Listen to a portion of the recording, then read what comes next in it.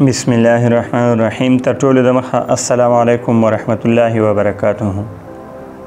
څرنګه چې زه مایکروبیالوجست ولی خان ناصر د مومن د طبي علومو انستیتوت د باکتریالوژي استاد. د نن ورځې موضوع اکسیجن ته د اړتیا له مخې د باکتریاو ډولونه، یعنی چې باکتریاوې اکسیجن ته اړتیا لري د هغو ډولونه. موږ سره موجوده په عام طور سره په درې ډولونو دي، خو چې دغه ډولونه یې بیا نور ډولونه هم لري. اول اوبلیګیټ ایروبز، یعنی داسې قسم نوع د باکتریاو چې هغه خامخا اکسیجن ته ضرورت لري او د اکسیجن بغیر هغوی وده یعنی ګرو نشي کولی. دویم فیکولټیټیو انیروبز، هغه باکتریاوې چې هغه اختیاري دي، که چېرته دوی ته اکسیجن موجود وي هم دوی وده کولی شي، که چېرې اکسیجن نه وي موجود بیا هم دوی وده کولی شي، یعنی خپل اختیار لرونکي دي. دریم اوبلیګیټ انیروبز، یعنی هغه باکتریاوې چې هغه هیڅ قسمه وده نشي کولی د اکسیجن په موجودګۍ کې، یعنی the bacteria that cannot grow in the presence of oxygen. د اکسیجن په موجودګۍ کې دوی وده نشي کولی. راځو شکل ته، یعنی په بل سلایډ ته، یعنی د شکل له نظره اوبلیګیټ ایروبز هغه باکتریاوې کومې چې د اکسیجن ته ضرورت لري. مایکرو ایروفایلز هغه باکتریاوې چې کومې په کم اکسیجن سره هم وده کولی شي. فیکولټیټیو انیروبز هغه باکتریاوې کومې چې بغیر د اکسیجن نه هم وده کولی شي او د اکسیجن که موجود وي یعنی دا اختیارمنې دي بیا هم وده کولی شي. ایروټالرنټ انیروبز هغه باکتریاوې کومې چې بیا خپل ځان ته د هوا د اتموسفیر څخه اکسیجن را جذبوي او د هغې په واسطه باندې وده کوي، اکسیجن جذبوي او ژوندی پاتې کېدلی شي یا ژوند ته ادامه ورکوي.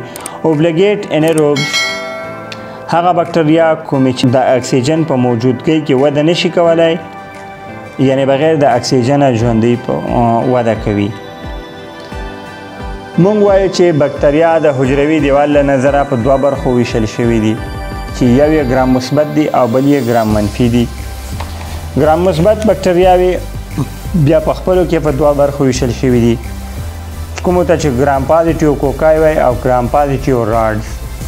موجوده زمونږ ټاپک ده ګرام پازیټیو کوکای. ګرام مثبت کوکسونه د طبابت له نظره د دې باکتریاو دوه جنره ډیر اړین دي یا مهم دي. نور ګرام مثبت باکتریاوې چې دي مختلف قسمه ډولونه لري، مختلف او ډیرې جنره یعنی نوع لري، خو لیکن دغه دوه یې ډېرې زیاتې مهمې دي، سټاپایلوکوکس او سټریپټوکوکس. اول سټاپایلوکوکس.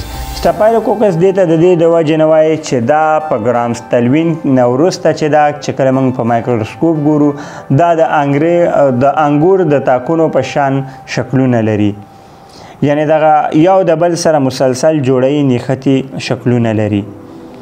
او سټریپټوکوکس، سټریپ یعنی مطلب چین، زنځیري شکل لري، یو د بل سره نښتي وي او یو زنځیر په شان شکل جوړوي کله چې موږ په مایکروسکوپ کې ګورو د ګرام تلوین نه وروسته. سټاپایلوکوکس بل سلایډ ته ځو. دغه باکتریاوې د انګور د وږو په ډول یوه د بلې په خوا کې واقع کیږي او درې ډولونه یې د طبابت له نظره ډیر اړین دي. اول سټاپایلوکوکس آریس، دویم سټاپایلوکوکس اپیډرمایډس، دریم سټاپایلوکوکس سیپروپایټیکس. سټاپایلوکوکس په لومړني شکل کې چې دا اول، دویم او دریم درې واړه موجود دي، یعنی مطلب دا شکل چې دا د سټاپایلوکوکس شکل ده. په دویم سلایډ کې چې دا څلور شکلونه دي، خو لیکن دا څلور واړه شکلونه چې دي دا یو د ګرام سټین شکل ده، بل یې چې دا ډایرکټ په مایکروسکوپیک ایگزامینیشن ده، بل یې چې دا دغه کالوني په کالوني کاونټر باندې ښودل کیږي، او دغه بل شکل یې چې دا په کلچر میډیا کې د دغې کالوني دغه شکل دا د باکتریاو دغه شکل ښیي، یعنی د باکتریاو د کالوني په کلچر میډیا کې دا کوم چې ګول فلیټ ښکاریږي په دې کې اول او دریم شکل سټافایلوکوکس آریس او سټافایلوکوکس سپروفایټیکس په MSA اګار میډیا کې یا په MSA کلچر میډیا کې منیټال سالټ اګار میډیا چې ورته ویل کېږي. زه بل سلایډ ته اول سټافایلوکوکس آریس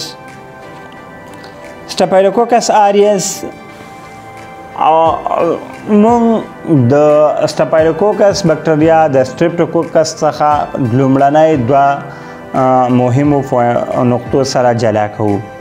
اول دا چې په ګرام سټینینګ کې سټافایلوکوکس چې دا د انګور د تاکونو په شان شکل غوره کوي او ګرام مثبت دی.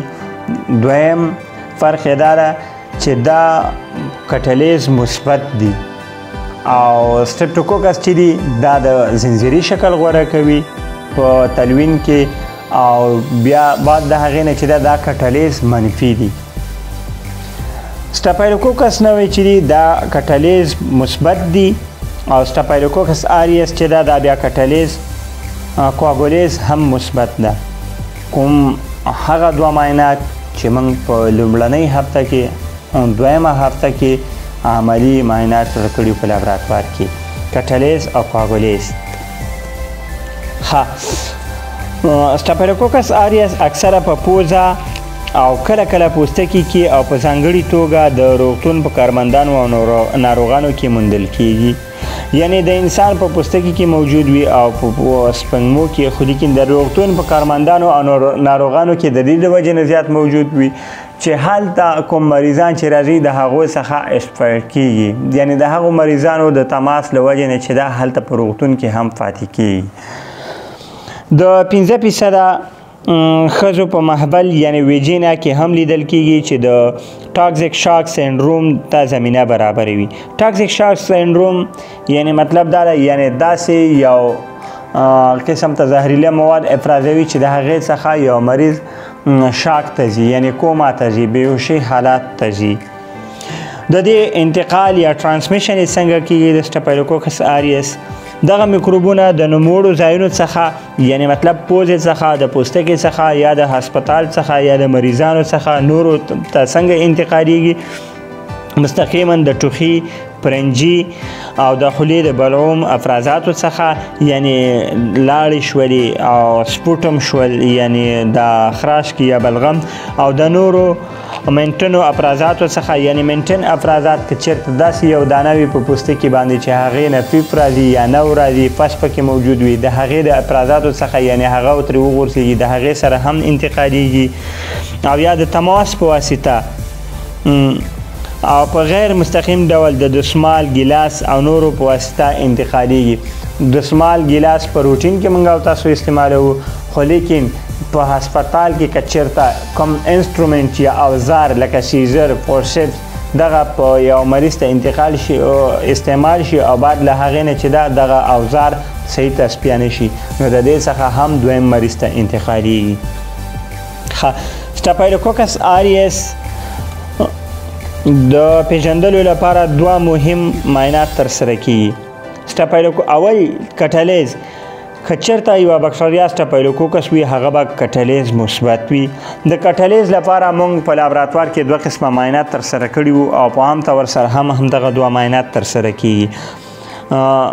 د سټافایلوکوکس بکټریا لپاره اول کټلیز لپاره بکټریا لپاره چې کوم پروسیجر اپلای کیږي یا طریقه کار، دوه ساز کې موږ په یو سلایډ باندې هایدروجن پر اکساید اچوو او د هغې د پاسه چې دا بکټریا مکس کوو. که چېرته ببلز فارمیشن ورکي یعنی فکوڼۍ او زګونه جوړ کړي نو د دې نه مطلب دا ده چې دغه بکټریاوې چې د کټلیز مثبت دي. د هایدروجن پر اکساید څخه یو اکسیجن آزادوي او هایدروکساید مالیکول جدا کیږي. یعنی مطلب اوبه جدا کیږي او د هغې څخه یو برخه اکسیجن جدا کیږي. نو دغه یو برخه اکسیجن چې کله جدا کیږي نو دا موږ ته ببلز فارمیشن شو کوي او د هغې څخه موږ ته پته لګي چې ټیسټ مثبت ده. بله طریقه چې ده د ټیوب طریقه ده. په یو ټیوب کې چې دا موږ درې څلور ډراپه یا درې څلور څاڅکي هایدروجن پر اکساید اچو او د هغې سره بکتریا مکس کوو. که چېرته په دغه ټیوب کې ببلز فارمیشن راشي لکه څنګه چې په شکل کې ښکارېږي نو بکتریا ټیسټ مثبت ده او که چېرته ونه شي نو ټیسټ منفي ده. که چېرته کټلیز ټیسټ منفي وي نو دغه بکتریا چې ده دا سټاپایلوکوکس نه ګڼل کېږي. او که چېرته ټیسټ مثبت سي او ورسره بعد له هغې نه کوګولیز ټیسټ چې موږ کوو کوګولیز ټیسټ پلازما سره درې څلور ډراپه موږ پلازما اچوو او د هغې سره بکتریا مکس کوو. بکټریال کلچر میډیا نه بکټریا کالوني راخلو او هغه دې سره مکس کوو. که چېرته ریکشن وکړي عکس العمل وښیي نو ټیسټ مثبت ده او که ریکشن ونه کړي عکس العمل ونه ښوي نو ټیسټ یا معاینه منفي ده. په دوه سلایډ په طریقې سره هم کیږي او د ټیوب په طریقې سره هم کیږي او تر ټولو ښه نتیجه د سویانو د وینې څخه چې پلازما واخیستل شي په هغې کې تر ټولو ښه نتیجه ورکوي. زه بل سلایډ ته سټاپایلوکوکس اپیډرمایډز. سټاپایلوکوکس اپیډرمایډز د سټاپایلوکوکس نوعه ده. اپیډرمایډز اپی اصل کې وایي افیکل لامنا اف د ډرمز پورتنۍ ساحه د پوستکي. ډرمس چې ده د ډرمایډز د ډرمس نوعه ته ده. ډرمس چې ده پوستکي ته وایي. نو راځو سټاپایلوکوکس اپیډرمایډز هغه نوعه د بکتریا د سټاپایلوکوکس بکتریاو کومې چې اکثرا په پوستکي په پاسنۍ ساحه کې موجودې وي. او تفاوت یې د سټاپایلوکوکس اپیډرمایډز او د سټاپایلوکوکس سیپروپایټیکس په دغه ځای کې موږ کولی شو چې دواړه کټلیز مثبت دي کوګولیز منفي دي خو لیکن سټاپایلوکوکس اپیډرمایډز چې دا نویبایسین چې یو قسم انټیبایوټیک دی د هغې په مقابل کې سنسیټیو دي یعنی مقاومت درلودونکي دي او سټاپایلوکوکس سیپروپایټیکس هغه چې دی ریزسټنټ دي څنګه چې په شکل کې ښکارېږي. بایوکیمیکل ټیسټ اینډ آیډنټیفیکیشن آف سټاپایلوکوکس اپیډرمایډز. بایوکیمیکل ټیسټ همدغه دوه ورته کوي کټلیز او کاګلیز بل نه کیږي. ښه د انفیکشن سټاپایلوکوکس اپیډرمایډز کوم انفیکشن منځته راوړي. سټاپایلوکوکس اپیډرمایډز چې دا زیاتره انفیکشن منځته راوړي ځکه چې دا هر وخت د پوستکي په ساحو کې موجود وي نو چې کله هم دې ته زمینه برابره شي نو دا انفیکشن یا مینټن کیږي بیماری راوړي. هیماټوجنس سپریډ سپسس کنډیشن هم کولی شي یعنی په وینه کې چې دا د دې د وجې نه هغه کوم زهریلا مواد چې افرازوي کومو ته چې اکزوټاکسین ویل کېږي هغه په وینه کې افرازوي او د هغې د وجې نه چې دا سپسس کنډیشن ته ځي. سپسس کنډیشن هغه حالت د بکتریا کله چې بکتریا وینې ته داخله شي او په وینه کې چې کله بکتریا وینې ته داخله شي هغې ته سپټیسیمیا وایي او چې کله بیا په هغې کې زهریله خاصیت ورکړي یعنی زهریله مواد ټاکزین افراز کړي نو هغې ته بیا سپسس کنډیشن وایي. انډوکارډایټس انډو اصل کې وایي داخلي کارډایټس چې دا د زړه د حجرې نه اخیستل شوی دی د زړه حجرې ته کارډیک سیلز وایي او د کارډیک سیلز لایس کېدلو ته چې دا کارډایټس وایي. نو انډوکارډایټس نه مطلب دا دی دغه بکتریاوې چې کله د زړه حجرو ته داخلي شي یا د زړه عضلو ته داخلي شي نو هغه ته د زړه عضلې چې ده یا د زړه حجرې تخریبوي چې کله تخریبوي هغو ته انډوکارډایټس ویل کېږي. او همدغه شان مختلف قسمه سپټیک اټرایټس په جوړونو کې چې دا زهریله مواد تولید کړي او د هغې د وجې نه چې دا مفصلونه یا جوړونه درد کوي نو دغه ته اټرایټس ویلی کېږي. ډایریا په کولمو کې چې دا ناروغي منځته راوړي او د هغې د وجې نه چې دا مکمل خېټه خرابېږي. ټاکزیک شاک سینډروم د زنانو په محبل کې چې کله موجودې وي د هغې د وجې نه چې دا د زخم تولیدېږي او د هغې څخه وینې ته داخلېږي او په وینه کې چې دا داسې قسم مواد افرازوي چې د هغې د وجې نه یو انسان چې دا ټاکزیک دغه شاک ته ځي یعنې کوما ته ځي. یو ټي آی یا یورینري ټریک انفیکشن د تشو میټر په سوزک پیدا کوي. سکیل سکن سینډروم د پوستکي چې دا پوستکي د پاسه تخریبوي او د هغې په وجه نه چې دا سکن ریشز پیدا کیږي یا سکن ډیزیز پیدا کیږي د پوستکي بیماري او همدغه شان نور مثالونه دي چې موجوده ترې صرف نظر کوو. سټاپایلوکوکس سیپروپایټیکس هغه نوع د سټاپایلوکوکس دا کومه چې د نوویبایسین ریزسټنټ ده او کټلیز پازیټیو ده، کوګولیز منفي ده او نوویبایسین یو ډول انټیبیوټیک دی چې هغې سره ریزسټنټ ده. د تشخیص لپاره کومه جلدي معاینه وجود نه لري او په مکرر ډول لاس وینځل د ناروغانو انټیسپټیک تداوی یې مؤثر دي.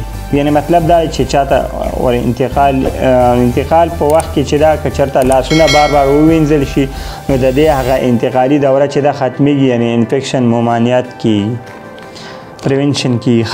امپورټنس آف سټاپایلوکوکس سیپروپایټیکس، اهمیت د دې کومه بیماری منځته راوړي. سټاپایلوکوکس سیپروپایټیکس frequently isolated in rectum په لومړي دور سره یا په لومړي توګه سره چې دا راویستل شوه یا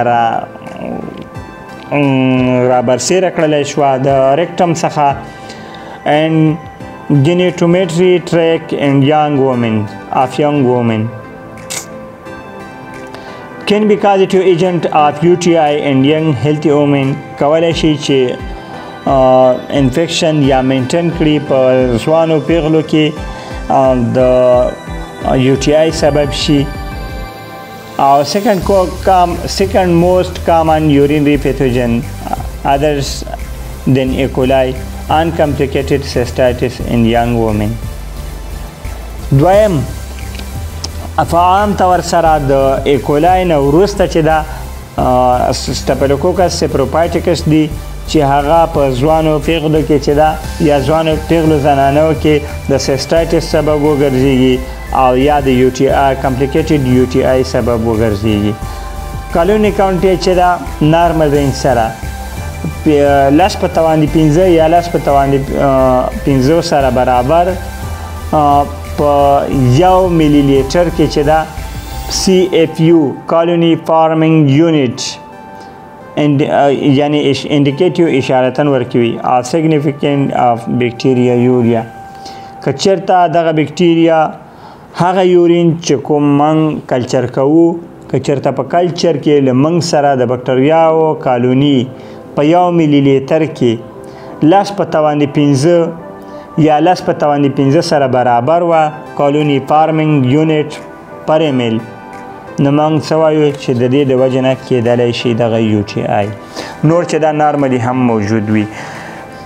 یوه بله مهمه د سټاپایلوکوکس سیپروپایټیکس دپاره سټاپایلوکوکس سیپروپایټیکس بکتریا چې دا سیپروپایټیکس ورته د دې له وجې نه وایي چې دا یو داسې خاصیت لري چې هغلته کومې مړې شوي حجرې په ویجینا کې موجودې وي د هغې څخه استفاده کوي او خپله تغذیه ترې لاسته راوړي. والسلام.